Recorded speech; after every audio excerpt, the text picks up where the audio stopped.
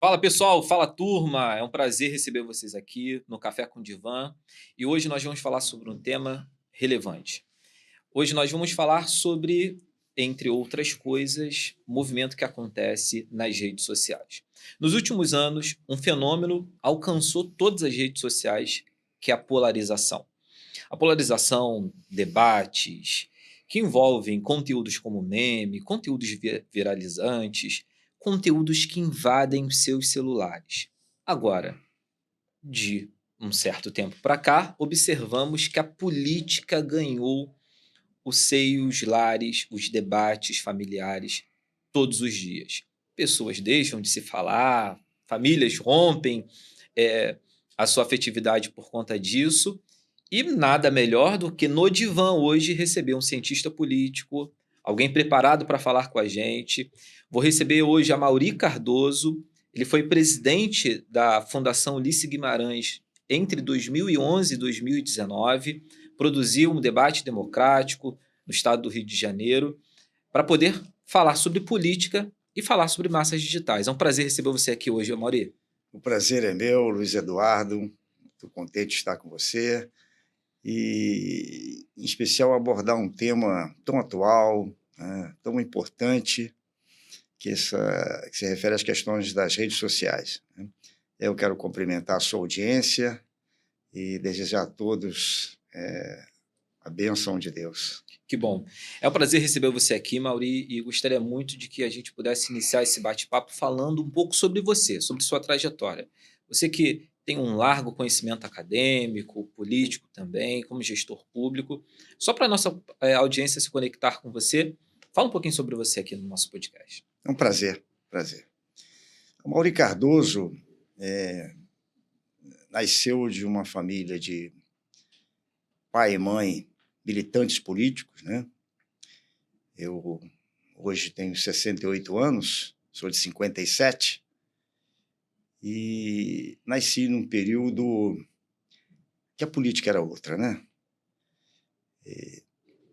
Meus pais eram militantes de esquerda, a militância clandestina, à época, eram do Partido Comunista Brasileiro, liderados pelo Cavaleiro da Esperança, Luiz Carlos Prestes. E eu nasci desse casal, passei minha infância e adolescência mudando várias vezes de endereço e assistindo às conversas, às reuniões do meu pai com seus camaradas, né, com seus companheiros de luta. E isso me chamou muito a minha atenção, né? A bandeira, né, da época, que era a bandeira da luta contra a ditadura militar, em especial. Eu ingressei na política, né, de forma militância clandestina, à época, né, aos 18 anos. Um pouco antes, andando com meu pai, nas portas de fábrica, enfim. Mas aos 18 anos, quando fazendo o vestibular, que a minha primeira formação, Luiz Eduardo, foi em física.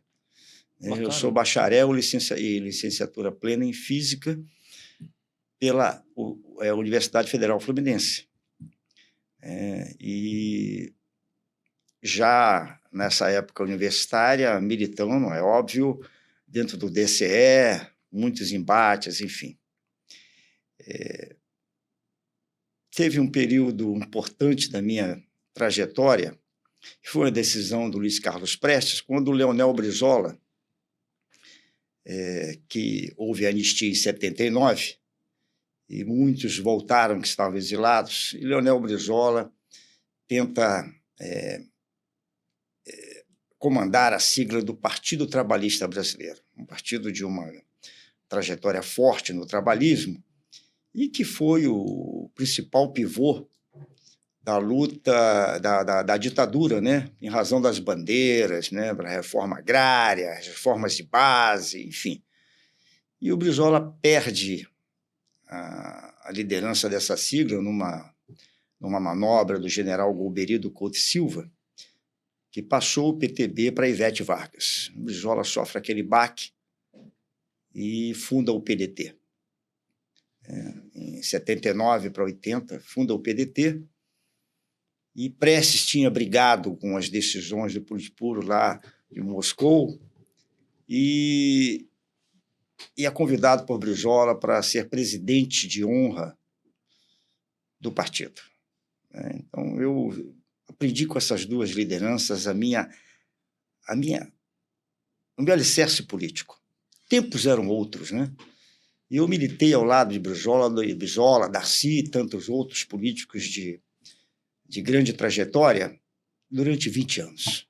20 anos no PDT, e depois que Brizola faleceu, eu fui para o PSB, fiquei um período curto, 2 anos, e depois eu fui para o MDB, um partido com uma história, um partido que foi permitido no regime militar, ser o partido de oposição, uma oposição consentida, até para dar uma satisfação ao mundo externo, ao internacional, e lá se abrigaram aqueles que não tiveram que se exilar, lá abrigou várias correntes políticas, trabalhistas, socialistas, comunistas, enfim. E eu tinha uma grande admiração pelo saudoso deputado Dr. Ulisses Guimarães. E foi uma trajetória longa no MDB, que eu fui secretário-geral do partido e fui presidente da Fundação Ulisses Guimarães, que pude fazer uma coisa que eu gosto muito, viajar o país, em especial o meu estado. Não tem um município do estado do Rio de Janeiro, dos 92 municípios, que eu não tenha ido pelo menos uma vez, levando os cursos da Fundação, dando palestras, enfim, são cursos de grande gabarito, porque são cursos conveniados, a Fundação tem um convênio com instituições sérias, Então, convênio com a Universidade Nacional de Brasília para cursos políticos, de formação política, cidadania, e cursos de gestão pública com o Instituto Brasileiro de Administração Municipal, o IBAM, que fica aqui no Rio de Janeiro, em Humaitá, e também cursos que foram conveniados com a Universidade Federal do Rio Grande do Sul, os cursos mais de liderança, enfim, dentre outros. E foi uma experiência boa, eu fiquei durante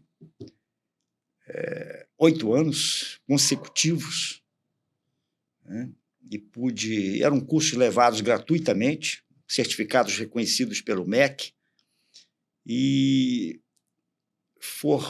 eu tenho essa satisfação, esse privilégio de ter formado durante esses 8 anos, nos diversos cursos, palestras, seminários, também, oficinas, formado 25.538 alunos. Foi uma troca de experiência muito grande, porque eu gosto muito de estar com as pessoas, conversar, a gente sempre aprende um pouco, E essa experiência eu trago comigo como um degrau a mais de amadurecimento, no processo político. Hoje eu sou uma pessoa que transito no centro. Tive fortes decepções com a esquerda, em algumas questões que ferem muito a minha visão de valor moral e ético, e hoje eu sou do centro progressista. Então, basicamente, nesse período também eu sou funcionário federal, sou funcionário público, sou físico, fiz assim que me formei, eu prestei concurso, sou físico. Depois, quando o Brizola ganhou a eleição em 82, eu fui requisitado da minha empresa, que é o Inmetro, Instituto Nacional de Metrologia, Qualidade Industrial, lotado no IPEM-RJ, Instituto de Pesos e Medidas do Estado do Rio de Janeiro, e eu ingressei em 81, me formei em 80, tive sorte no concurso, ingressei em 81, estou até hoje, não estou aposentado, mas na minha empresa mesmo eu só atuei durante 4 anos, 3 anos e pouco. Brizola ganhou a eleição, depois precisou de quadros técnicos e eu fui requisitado, ainda garoto. Garoto, eu digo 27 para 28 anos. E nunca mais voltei para a minha empresa. E aí me deu também uma experiência no campo administrativo que me obrigou a fazer gestão pública, municipal e estadual. Porque eu fui assessor, eu tive o privilégio de ser assessor de alguns prefeitos, iniciando com Saturnino Braga, num momento difícil, em 84, mas Marcelo Alencar e o meu querido amigo Eduardo Paes, né? E, que diga de passagem, eu tenho uma admiração pelo poder de gestão dele, né? A capacidade de trabalho. Mas, enfim, fui assessor de alguns governadores, fui diretor-geral de obras, fui diretor da Caserge, fui vice-presidente do Detro, né, dentre vários outros cargos. Estive na Alerj, como diretor na Alerj, estive na Câmara Municipal do Rio de Janeiro, conheço a máquina pública, tanto no município, como no Poder Executivo Municipal, estadual, federal e no Poder Legislativo também, pelo fato de ter trabalhado na Alerj e na Câmara Municipal do meu município, da capital, do Rio de Janeiro. Isso foi... Então, eu tenho uma satisfação, porque eu venho de família humilde, Luiz Eduardo. Eu venho, como eu disse, pais...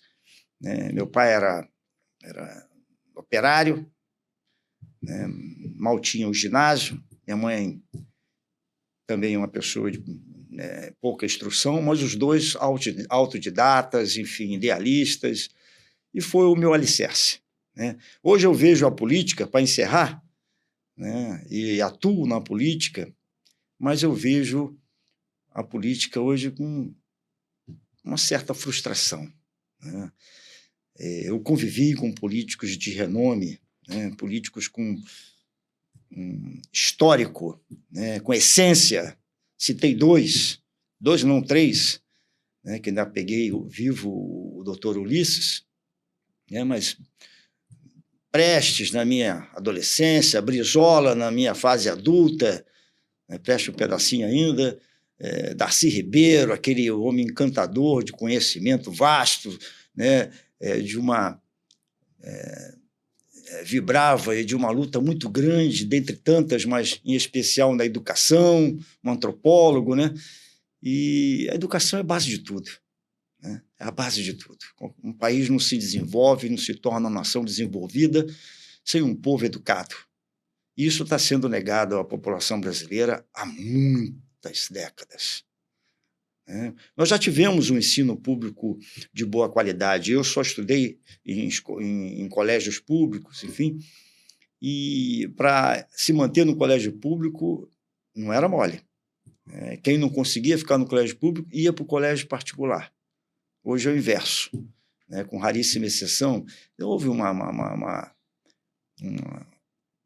mudança muito forte. O nosso ensino tem sofrido uma decadência assustadora, e não adianta slogans, não adianta pátria educadora, não adianta slogans salvaguardando um ponto no município. Tem referências lá no Nordeste, município, Sobral, a cidade do município de Sobral, dentre outros aí, mas, no cômputo geral, a nossa educação e as estatísticas estão aí para confirmar isso, ela tem sido vexatória.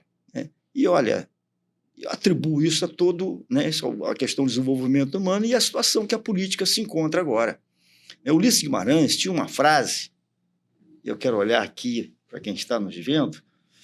Ulisses Guimarães tinha uma frase que... Ele era um homem de frases, mas me impactava muito. A minha admiração pelo Brizola, pelo Darcy, eram em razão da preocupação deles na formação das crianças, de dar qualidade de ensino. Ulisses Guimarães tinha uma frase que dizia o seguinte: se você está decepcionado com o atual parlamento, aguarde o próximo. E é fato.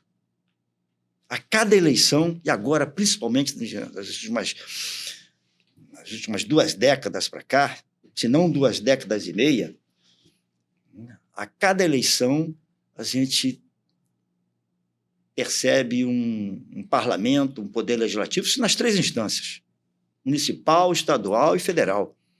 Uma qualidade aquém, né, dos graves problemas nas 3 esferas que a nossa população enfrenta, né? A gente vê pessoas despreparadas, não são todos, é claro, né? Toda regra tem que resguardar a exceção, né? Mas, infelizmente, a grande maioria, né, das pessoas que hoje representam o povo não estão à altura dos problemas que têm que ser enfrentados. Isso é uma lástima, né?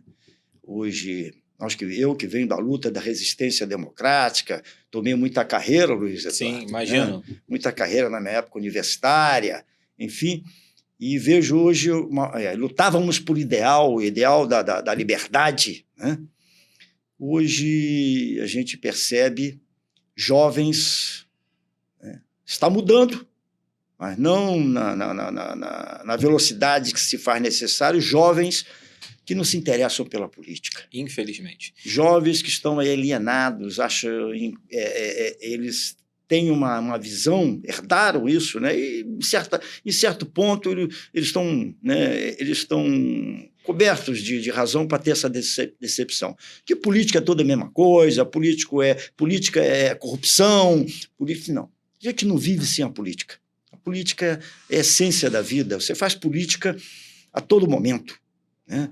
Política partidária, né? Mas faz política no sindicato, faz política na escola, faz política na família, com a esposa, com o filho, faz política com o vizinho. Política é diálogo, enfim, isso é necessário, mas a gente tem visto aí que teve um momento que a política um momento mais forte que a política era muito rejeitada. Hoje ainda é, mas há um entendimento que a mudança não se dá sem, né, a luta política.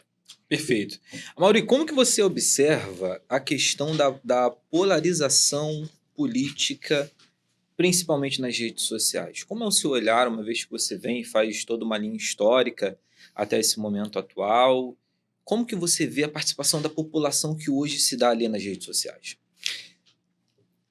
Uma ótima pergunta. Eu quero, antes de entrar diretamente nela, dizer o seguinte: eu fiz política na época de colocar faixa em poste, era aquela política que você conhecia o seu adversário, respeitava o seu adversário pelo seu ponto de vista ideológico, pelas suas ideias, né? E era uma política de debate, né? Não era uma política agressiva. A política, no debate na sua essência, cada um defendendo as suas posições, né? Tínhamos ali um povo que ficava aguardando o momento eleitoral para, né, fazer as suas escolhas e sempre dentro da sua visão, né, ideológica, né, procurar, né, aumentar a sua força política através do voto. Hoje você vê a escolha de um político, onde a grande maioria sequer acompanha o passado, por que essa pessoa é candidata, se ele já tem um mandato, o que ele fez, qual foi a contribuição séria dele, como é que ele se posiciona nas votações, né, nos debates, enfim. Se é um candidato novo, Luiz Eduardo vem candidato, quem é o Luiz Eduardo, qual é a vida pregressa do Luiz Eduardo, enfim. Poucas pessoas fazem essa pesquisa, que é lamentável, e por isso a frase do Ulisses Guimarães, assim, a decadência da representação política, da democracia representativa. Essa está seriamente sob risco, né? Você percebe que hoje o cidadão, a grande maioria das pessoas, não se sentem representadas. Não confiam no político, né? Volto a afirmar, com raríssimas exceções, mas não confiam no político. O pior, muitos não lembram sequer em quem votou. Perfeito. Que é um absurdo, né? Para você ver como é que é um país como o nosso, de extensão continental, com sérios problemas, né, no campo em especial no campo da educação, no campo que, né, tem ligação direta com o campo social, né? E um país de regiões totalmente diferenciadas, né? Você vê o sul, o sudeste, com a diferença do norte, nordeste, enfim, um país colonizado por, né, várias nacionalidades, né? E que a gente hoje chega a 215 milhões de habitantes, né?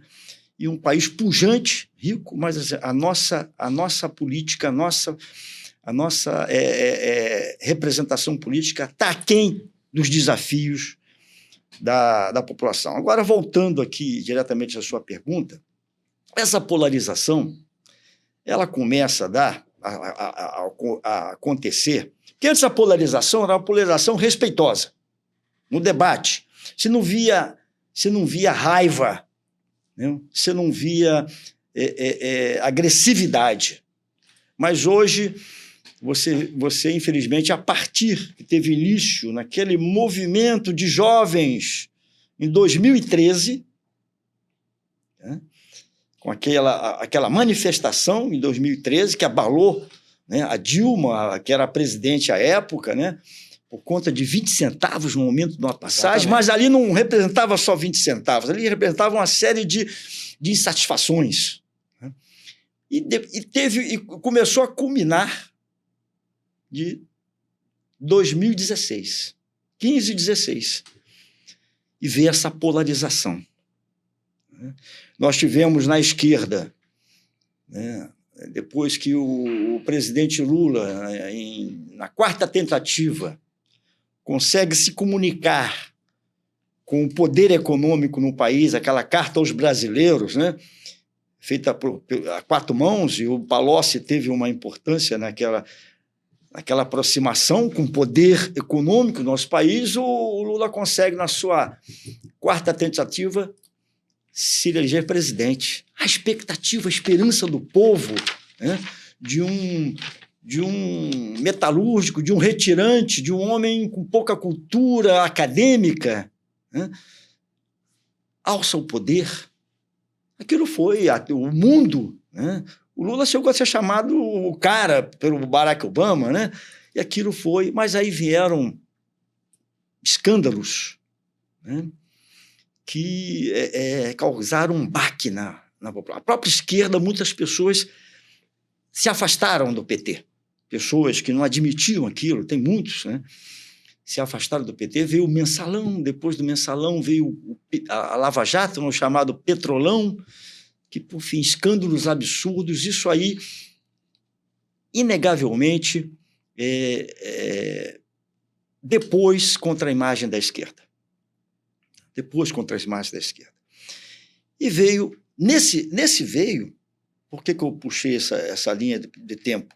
Porque foi nesse veio que começa a surgir a polarização, onde um capitão, um deputado de vários mandatos, seria um mandato, né, vitalício, né, porque ele defende a bandeira da direita, e em especial a ligação dele era com os militares, né?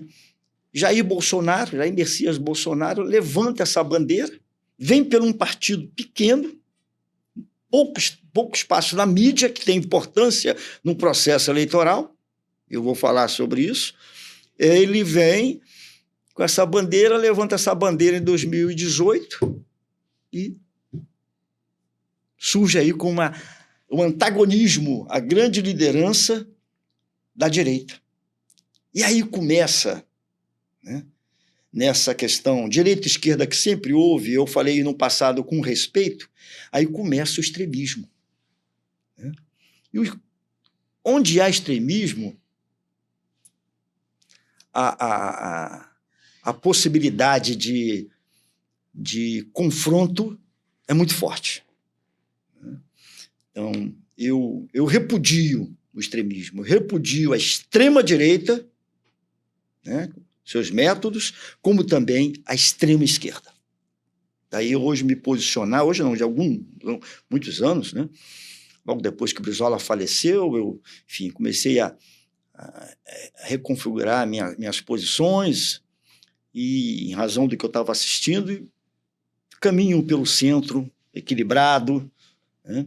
E esse confronto que hoje que permanece, né? E que hoje joga a política nessa briga insana que tanto tem atrapalhado o Brasil, né? A população fica vendo, em vez de se limitar entre dois líderes, um de esquerda, um de direita, entre dois líderes, isso não é salutar. Não se abre espaço para novas lideranças no campo político. Está difícil de surgir. Sim, com certeza.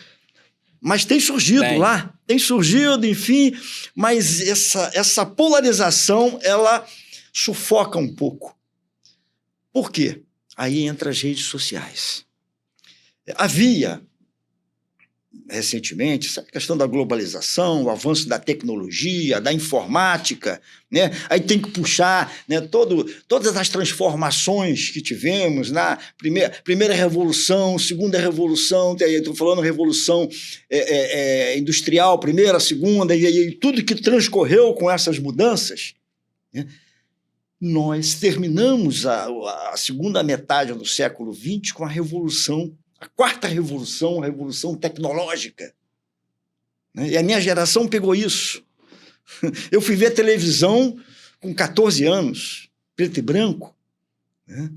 Fui ter o primeiro celular, me lembro, era diretor-geral de obras, então tinha prioridade para ter um celular, um tijolão e tal. Enfim, no ano de 94, 90 por aí. E eu peguei todas essas... a minha geração pegou todas essas mudanças. A tecnologia não se discute, né, que ela vai continuar sempre, né, em avanço. É importante a ciência, né? Isso faz parte do processo civilizatório, né? Processo civilizatório da humanidade. E essas transformações, e essas mudanças causam transformações violentas, mas cada vez maiores em um espaço de tempo mais curto. Né? A evolução do feudal, do agricultor para a indústria, com a máquina a vapor, né?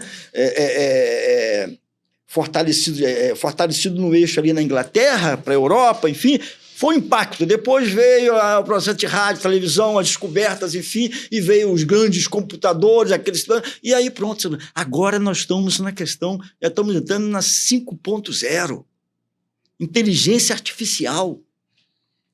Pensa bem, eu fico falando, mas pensa bem esses jovens, a nossa educação, né? A grande maioria dos jovens, dos filhos de operários, de assalariados, enfim, qual a condição de acompanhar, né? O emprego está mudando, a inteligência artificial está aí.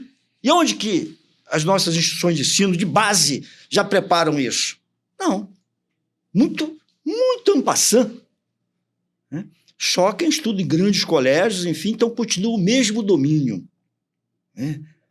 O domínio sempre vai ser o do patrão do meu avô, o filho do patrão do meu avô continua sendo o chefe do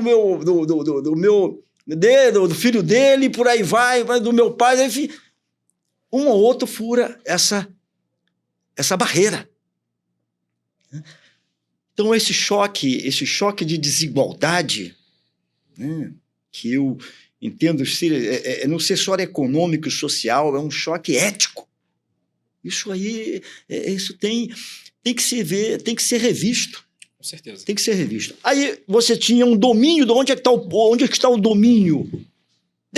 Né? Desde os primórdios, o poder maior. Emana do povo, como diz a nossa Constituição? Sim, mas de que povo? Se o povo tiver poder de análise crítica, ele tem poder, realmente, ele não é manipulado. Você tinha que a grande imprensa, no início do século XX, o rádio, depois a televisão, e aí veio, já na década de 70, 80, os primeiros computadores, enfim. O poder vem do quê? Da informação, da comunicação. Então você vê que a rádio, a TV, tiveram um processo, né, no século XX, longo, e eles botavam a notícia, eles ditavam, né, a informação, e a informação era única para todo mundo. Interesse do sistema. Pois é. Agora, com as redes sociais, Facebook, Instagram, Twitter, né, o YouTube, todas essas plataformas, essa coisa mudou. Hoje nós vivemos numa sociedade informatizada. Você acorda, primeira coisa que você faz é olhar o celular. Hoje você tem casos de adolescentes, de crianças no celular, e se o pai tira, cria uma depressão. Nós temos que ver o lado positivo, mas o lado negativo também. Então, eu não sou contra a polarização. A polarização na política, ela sempre existiu e tem que existir. Polarização de ideias, mas com respeito. Respeito às diferenças. É salutar. Isso enriquece a democracia. Mas a polarização raivosa, onde agora a rede social entra com um negocinho chamado algoritmo, e ele tem, nessas plataformas, ele estuda a tua preferência, né? E quando se identifica que você é de direita ou de esquerda, enfim, só te manda isso. E você não consegue ver uma outra opinião, a não ser quando você está em debate. E você só recebe alimento de... Isso, o teu radicalismo não tem como, ele é alimentado. Então, a pessoa não respeita mais o diferente, né? Sai taxando as pessoas, quem não é Lula, não? É o contrário, é o lado contrário. Aí é fascista, é não sei o que lá, e quem não é Bolsonaro é taxado também por um outro adjetivo, e fica essa coisa insana, né? Então, a rede social, ela é importante? É. Sim. E continuará sendo por vários anos. Aí a tecnologia vai e não vai... Eu vou viver para isso, né? Porque daqui a pouco a gente está... Enfim, quase por telepatia. Assim. Mas o que acontece? Mas ela tem que ser regulamentada. Regulamentada, aí eu quero dizer, com imparcialidade, com responsabilidade, para que a sociedade respeite. Veja que não há tendência. Sabe o que eu estou falando, sim, né? Com certeza. Hoje você vê que, né, nós temos um poder entre os três poderes, executivo, legislativo e judiciário. Hoje, né, eu me lembro você antigamente, né, até 15 anos atrás, você não lembrava do nome de um ministro porque ele não estava na mídia. Nos Estados Unidos, por exemplo, o Supremo Tribunal lá não dá entrevista, não se mete nessas coisas, age meramente na questão legal, preceito legal. Nós temos hoje uma composição, olha a época do STF, de Paulo Brossard, os jovens não vão saber quem foi, mas grandes oradores, foi na política também, quando ocupava a tribuna, pessoas com essência, né? Enfim, mas hoje você vê um judiciário tendencioso. Tem que se fazer acho que essa questão de indicação de um executivo, que hoje o ministro do Supremo Tribunal Federal, para ficar só nesse, que é a Corte Maior, indicação presidencial. Sim, com certeza. Alguma coisa tem que mudar, porque essas indicações estão sendo tendenciosas. Eu não quero dizer só do lado da esquerda e nem da direita, dos dois lados, tendenciosa. Aí um bota o seu advogado, outro bota o seu aliado, não sei o quê, aí o outro, enfim. E fica essa coisa que o cara diz que não, aí na hora de passar aquela sabatina, não, ele vai ser imparcial. Mas depois não adianta, que vem da raiz, vem dos compromissos. E isso a sociedade tá percebendo. Está percebendo, né? E quando o lado maior, se a esquerda tem uma representação maior no judiciário, ela se cala. E a direita esperneia. Se fosse o contrário, a esquerda estava esperneando e a direita calada. E ambos esperneando e calado, porque assim tem que ser, porque né? Uns estão bem na situação e outros estão numa situação desvantajosa. Você vê hoje uma minoria no legislativo, ele perde ali nos 513 deputados que compõem a Câmara Federal, entra com recurso. Enfim, eu tinha muita coisa a falar sobre isso, mas aí, fechando as redes sociais, eu entendo hoje que isso, para a democracia, tem sido uma ameaça. Se não for regulamentada, essa ameaça, ela, que tem crescido, ela pode se tornar incontrolável. Então, as redes sociais, ela deu uma liberdade ao cidadão comum de não estar teleguiado por uma imprensa, às vezes suspeita, faz a sua análise, joga aquele pacote e quer teleguiar todo mundo. Isso entendeu? No passado. Hoje, as redes sociais, você coloca a sua opinião, coloca a minha, quem está nos assistindo coloca a sua, e fica aquela diversidade de opiniões, o que tem deixado os meios de comunicação tradicionais preocupados. Sim, com certeza. Hoje, qual é a luta da regularização das redes sociais? Sobre o aspecto de dizer que não, vamos regular porque está tendo muito fake news, está tendo muita desinformação. Tem. Sempre teve. No rádio também tinha informação que cabia ao dono do rádio, a quem ele era aliado, ao poder que era aliado, ao banqueiro, filho. A televisão é a mesma coisa. Né? E as redes sociais hoje, né? Eu falo o que eu penso, você fala o que pensa, e você tem a sua convicção, sobre seja qual for o tema, eu tenho a minha, democratizou. É importante democratizar. Né? Isso é só em país ditatorial que as redes sociais, né, são fechadas. O caso da China. Sim. E tantos outros países sob regime ditatorial. Amaury, a sua fala é super importante. Pessoal, dá para ver que o Amaury Cardoso é um professor, a veia do pedagógica não saiu de dentro dele. E assim, eu quero te trazer aqui com mais tempo para que a gente possa pulsar sobre esse tema. Mas, assim, caminhando para o final da nossa fala, eu gostaria muito que você pudesse olhar para o público que está nos olhando, e talvez ano que vem, ano de eleição, e que você pudesse dar uma mensagem para essas pessoas que estão do outro lado acerca política, não é? Do que está acontecendo, desse novo momento de 2016, que vamos ter de novo debate político nas casas. 2026, né? 2026 teremos o debate político nas casas. Eu entendi você falar 16. Ah, sim. Teremos os debates acontecendo. Qual a mensagem que você, com esse largo conhecimento da história política e também dos bastidores, pode dar para esse público que está lá? Pois bem, óbvio que as redes sociais serão o carro-chefe. Sim. Né? Isso aconteceu em 2008 com Barack Obama e, enfim, no Brasil chegou em 2018. Sim, sim. Né? Uma eleição do Bolsonaro com um partido pequeno contra vários tantos outros partidos. Enfim. Hoje o que eu percebo é o seguinte, a sociedade ela está exaurida. Sim. Com relação a essa polarização, com relação a essa guerra política entre os extremos.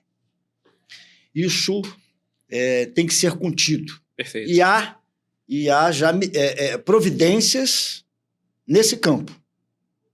Espero que essas providências sejam dentro de uma imparcialidade, de uma responsabilidade, né, no controle com relação a isso. É claro que eu sou contra a disseminação de mentiras, de formar opinião num povo ainda com poder de análise crítica, a grande maioria pequeno.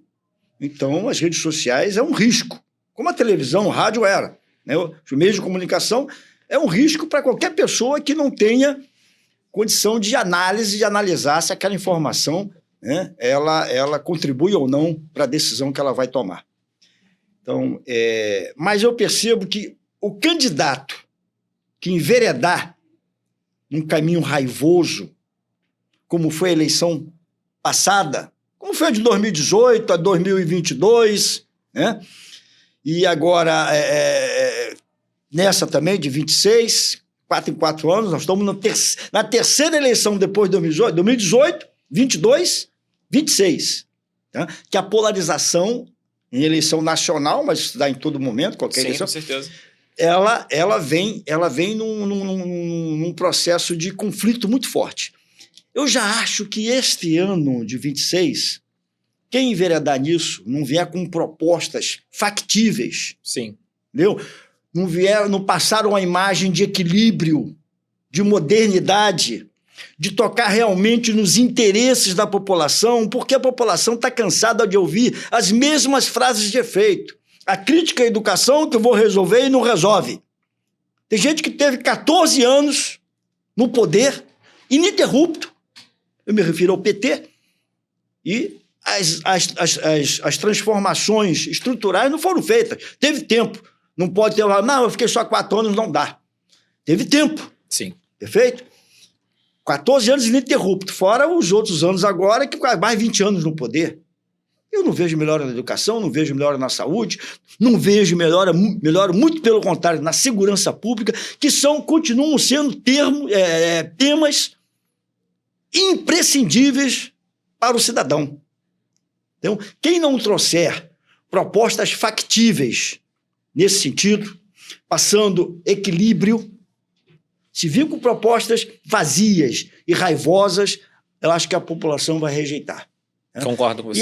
E assim é o que vai se dar nas redes sociais. Porque quem determina, quem vocaliza ali para os seus apoiadores é o líder. Isso aí. Os líderes têm que mudar comportamento. Então, eu percebo que essa situação, obrigatoriamente, vai ter que ser amenizada. O povo não aguenta mais essa situação de extremismo, de briga, enfim, não aguenta mais isso. Então, aquele que não tiver essa preocupação vai encontrar uma resistência. Porque só para fechar, polarização extrema-esquerda e extrema-direita. Tá? Mas tem um número, mais de um terço e um pouquinho, do pessoal do centro, que não é nem de esquerda nem de direita e que quer ver o seu problema colocado com eficiência, com competência e aí sim renovar a sua esperança, né, no sentido de que ela pode ser contemplada. Perfeito. Então é isso, desculpa eu não ter podido avançar mais, mas é sempre um prazer, né, estar com você. Você é um jovem também que eu sei da sua história e sei da sua vitória, né? Um jovem brilhante, posso chamar de jovem? Com certeza. Você tem quase idade de ser meu filho, mas e eu gosto de ver jovens assim, né? Jovens com propósito, jovens com poder de análise, seja qual for a ideologia dele, mas trabalhando dentro do campo da